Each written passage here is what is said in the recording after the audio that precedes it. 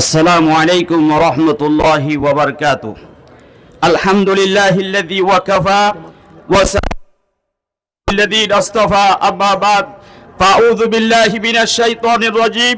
بسم الله الرحمن الرحيم. وأعدوا لهم ما استطعتم من قوة ومن رباط الخيل ترهبون به عدو الله وعدوكم وآخرين من دونهم. صدق الله العظيم. قال رسول الله صلى الله عليه وسلم الجهاد مازن إلى يوم القيامة أو كما قال عليه الصلاة والسلام.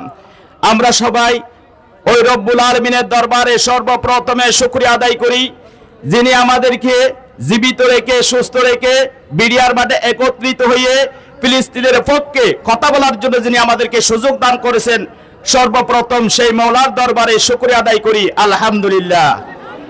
সম্মানিত উপস্থিতি, আপনাদের সবারই জানা আছে আমাদের ছেলে মেয়ের মতন, আমাদের মা বাবার মতন, আমাদের চাচার মতন, আমাদের ভাইদের মতন ভাইদেরকে আজকে ইসরায়েল বর্বর হামলা করে, আমি আজকে বিডিবিটি দেখেছি আপনার হাতকে ছিন্ন বিচ্ছিন্ন করে দেওয়া হয়েছে এবং ছোট ছোট কচিকাঁচা ছেলে মেয়েদেরকে তারা হত্যা করেছে।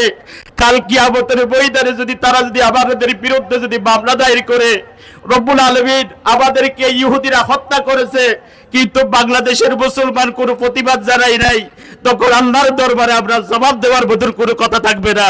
সেই জন্য আল্লাহ পাক রব্বুল আলামিন স্পষ্ট ভাষায় বলেন, এই সমগ্র পৃথিবীর মানব জাতি ওয়াইদু লাহুম মাস্তাতাতুম মিন কুওয়া ওয়া মিন রিবাতিল খাইল তুরহিবুনা বিহি আদুওয়াল্লাহি ওয়া আদুওয়াকুম ওয়া আখারিনা মিন দুনিহিম লা তা'লামুনাহুম ওয়াল্লাহু ইয়া'লামুহুম।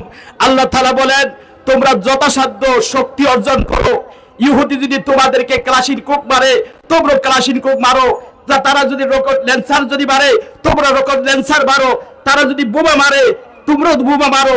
তারা যদি বিমান হামলা করে, তোমরা বোমা হামলা শিখো এবং গাড়ি দিয়ে তাদেরকে হামলা করো।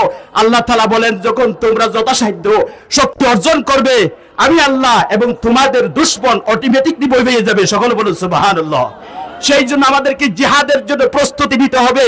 পাকিস্তানের জাস্টিস যিনি বিচারপতি তকি ওসমানী সাহেব বারাকাল্লাহু ফি হায়াতি সমগ্র পৃথিবীর ইমানদার বান্দাদের জন্য জিহাদ ফরজ করে দিয়েছেন। এখন আমাদের উপর জিহাদ ফরজ। ফিলিস্তিনের গাজা এবং ফিলিস্তিনের মুসলমান ভাই বোনদেরকে রক্ষা করার জন্য আমাদের উপর জিহাদ করা ফরজ। আল্লাহর নবী বলেন, ক্বালা রাসূলুল্লাহি সাল্লাল্লাহু আলাইহি ওয়াসাল্লাম আল জিহাদু মাজিন ইলা ইয়াউমিল কিয়ামা। আল্লাহর নবী বলেন, কিয়ামতের আগ পর্যন্ত জিহাদ চলতে থাকবে। মুসলমান যতদিন জীবিত থাকবে এতদিন জিহাদ চলতে থাকবে। আমাদের জন্য সেই জিহাদের জন্য প্রস্তুতি নিতে হবে। আমরা কারা কারা জিহাদের জন্য প্রস্তুতি আছি? যখন আমরা জিহাদের জন্য যখন প্রস্তুতি গ্রহণ করব, ইহুদি খ্রিস্টান সবাই বই পেয়ে যাবে, আল জিহাদ আল জিহাদ আল জিহাদ আল জিহাদ, ফিলিস্তিন ফিলিস্তিন।